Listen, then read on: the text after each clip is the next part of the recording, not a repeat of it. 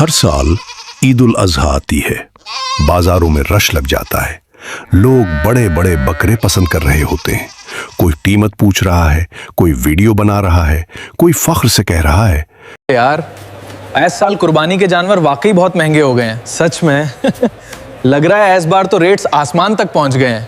اور پھر اگلی صبح نماز عید، قربانی، خوشیاں۔ لیکن کیا ہم واقعی جانتے ہیں کہ عید الاضحیٰ کیوں منائی جاتی ہے؟ کیا یہ صرف ایک رسم ہے، صرف ایک تہوار، یا پھر اس کے پیچھے ایک ایسی حقیقت ہے جو انسان کے ایمان کو ہلا دیتی ہے؟ یہ کہانی شروع ہوتی ہے ہزاروں سال پہلے، تپتے ہوئے ریگستان میں، جہاں اللہ کے ایک عظیم نبی رہتے تھے، حضرت ابراہیم علیہ السلام۔ وہ نبی جنہوں نے پوری دنیا کے سامنے صرف ایک اللہ کی بات کی۔ انہوں نے بت توڑے، قوم نے مخالفت کی، انہیں آگ میں پھینک دیا گیا، لیکن انہوں نے اللہ پر یقین نہیں چھوڑا۔ قرآن کہتا ہے جب ان کے رب نے فرمایا فرمانبردار ہو جاؤ، تو انہوں نے کہا میں رب العالمین کے سامنے جھک گیا۔ حضرت ابراہیم علیہ السلام بوڑھے ہو چکے تھے، لیکن ان کے گھر اولاد نہیں تھی۔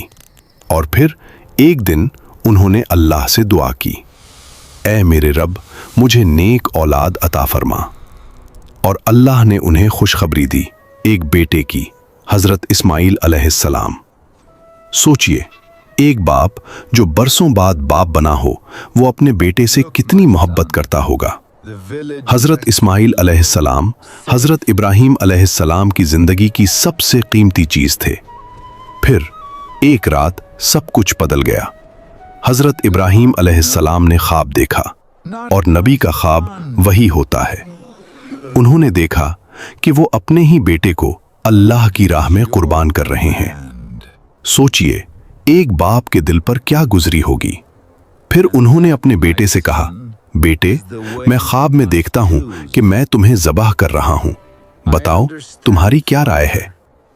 اور پھر ایک ایسے بیٹے کا جواب آیا جس کا ایمان پہاڑوں سے بھی مضبوط تھا، ابا جان آپ وہی کیجئے جس کا آپ کو حکم دیا گیا ہے، انشاءاللہ آپ مجھے صبر کرنے والوں میں پائیں گے۔